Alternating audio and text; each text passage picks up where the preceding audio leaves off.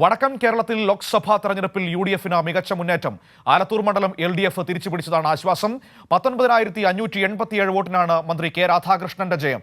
വിവരങ്ങളുമായി ലതീഷ് ചേരുകയാണ് കോഴിക്കോട് നിന്ന്. നോക്കാം മലബാർ മേഖലയിലെ സമഗ്രമായ വിവരങ്ങൾ എങ്ങനെയാണെന്ന്. Latheesh, good morning.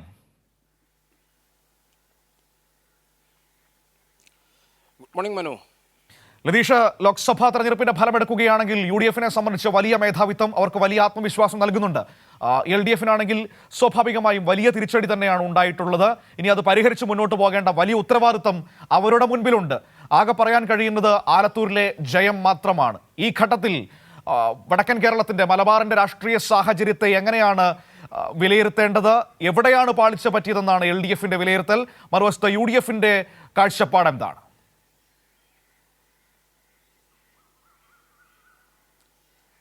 മനു, 2019 വിജയം UDF ഇത്തവണ പ്രതീക്ഷിച്ചില്ല. കേരളം ഒട്ടുക്കും പ്രതീക്ഷിച്ചില്ല, മലബാറിലും അത് പ്രതീക്ഷിച്ചിട്ടില്ല എന്ന് തന്നെ പറയാം. കാരണം അത് അവരുടെ പ്രതീക്ഷകൾക്കും അപ്പുറമുള്ള ഒരു വിജയമാണ് ഇത്തവണ ഉണ്ടായത്. സ്വാഭാവികമായും അത് UDFനെ വലിയ തോതിലുള്ള ആഹ്ലാദിപ്പിക്കുന്നുണ്ട്. ആ നിലയിലുള്ള പ്രവർത്തനങ്ങളും അവരുടെ പ്രതികരണങ്ങളും ഇന്നലെ മുതൽ വന്നു തുടങ്ങിയിട്ടുണ്ട്.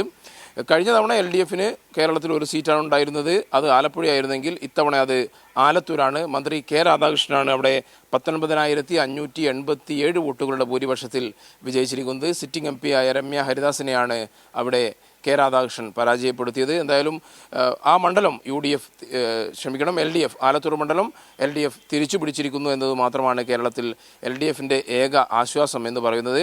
മറ്റു മണ്ഡലങ്ങളിലേക്ക് വരികയാണെങ്കിൽ വടക്കൻ കേരളത്തിൽ UDFന് വോട്ടുകളും അതേപോലെ തന്നെ ഭൂരിപക്ഷവും കുറഞ്ഞത് വയനാട് മാത്രമാണ്. 4,31,000 ഉണ്ടായിരുന്ന രാഹുൽ ഗാന്ധിയുടെ ഭൂരിപക്ഷം ഇത്തവണ 3 ലക്ഷത്തിൽ പരം ആയി കുറഞ്ഞിട്ടുണ്ട്. എന്നാൽ വോട്ടിംഗ് ശതമാനത്തിൽ വലിയ കുറവുണ്ടായിട്ടില്ല. LDF അവിടെ നില മെച്ചപ്പെടുത്തുകയും ചെയ്തിട്ടുണ്ട്. കാസർഗോഡും UDFന് കഴിഞ്ഞ തവണത്തേക്കാൾ 2019 മികച്ച വിജയമാണ് ഇത്തവണ ഉണ്ടായത്. കണ്ണൂരിലേക്ക് വരികയാണെങ്കിൽ കണ്ണൂരിലും മികച്ച വിജയം തന്നെ കെ സുധാകരനിലൂടെ മണ്ഡലം നിലനിർത്തുകയും വലിയ വിജയം കണ്ണൂരിലും UDF നേടുകയും ചെയ്തിട്ടുണ്ട്. എന്നാൽ LDFന്റെ അടിത്തറ ശക്തമാണ് എന്ന് തെളിയിക്കുന്നത് തന്നെയാണ് LDFന്റെ അവിടെ ലഭിച്ച വോട്ട് കണക്കുകൾ നമ്മൾ പരിശോധിക്കുകയാണെങ്കിൽ. തിരിച്ച് വടകരയിലേക്ക് വരികയാണെങ്കിൽ വടകര വലിയ തോതിൽ കേരളം ഉറ്റുനോക്കിയ, തൃശ്ശൂരിനെ പോലെ ഉറ്റുനോക്കിയ ഒരു മണ്ഡലമാണ്. എന്നാൽ തുടക്കത്തിൽ ശൈല ടീച്ചർ അല്പം ലീഡ് ചെയ്തിരുന്നെങ്കിലും പിന്നീട് ഷാഫി പറമ്പിലിൻ്റെ മുന്നേറ്റമാണ് അവിടെ കാണാൻ കഴിഞ്ഞത്. 1,15,000 പരം വോട്ടുകളുടെ ഭൂരിപക്ഷത്തിനാണ് ഷാഫി വടകരയിൽ നിന്നും ജയിച്ചു കയറുന്നത്. കോഴിക്കോട്ടേക്ക് വരികയാണെങ്കിൽ കോഴിക്കോട് 4ാം തവണയാണ് MK രാഘവൻ്റെ വിജയം. 1,47,000 പരം വോട്ടുകൾക്കാണ് MK രാഘവൻ കോഴിക്കോട് എളമരം കരീമിനെ പോലെ CPIMന്റെ ഏറ്റവും കരുത്തനായ ഒരു സ്ഥാനാർത്ഥിയെ പരാജയപ്പെടുത്തിയിരിക്കുന്നത്. എന്തായാലും മലപ്പുറത്തേക്ക് പോവുകയാണെങ്കിൽ മലപ്പുറത്ത് റെക്കോർഡ് ഭൂരിപക്ഷത്തിനാണ് 2 മണ്ഡലങ്ങളും UDF നിലനിർത്തിയത്. എല്ലാ വർഷവും അല്ലെങ്കിൽ എല്ലാ തെരഞ്ഞെടുപ്പുകളിലും വലിയ വിജയം മുസ്ലിം ലീഗിന് ഉണ്ടാകുന്ന മണ്ഡലങ്ങൾ തന്നെയാണ്. എങ്കിൽ പോലും ഇത്തവണ അതിലും വലിയ വിജയം, പ്രത്യേകിച്ച് സംസ്ഥയുമായി ഉൾപ്പെടെയുള്ള കാരണം ശക്തമായ തരംഗത്തിൽ പോലും ലഭിക്കാതിരുന്ന ഭൂരിപക്ഷമാണ് ലീഗിന്റെ സ്ഥാനാർത്ഥികൾക്ക് ഇത്തവണ ലഭിച്ചിരിക്കുന്നത്.